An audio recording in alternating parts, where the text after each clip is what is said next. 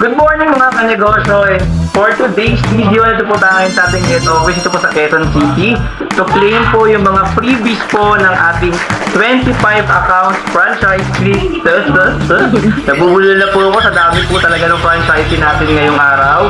From different parts of the world. Grabe. And ito po yung mga freebies nila. Imagine, right now they can start their own travel and tour business with payment center. So at the same time, yung capital po na nilabas nila, so ito po may mga freebies pa po sila or food supplements na ma-enjoy. Ayan po yan. So iba't ibang klase po ng product. Ayun, kasama ko po si Ma'am Bea. Ayan, nag-claim po ng mga freebies po natin. And lahat po ito ay more than 20 plus or 25 accounts.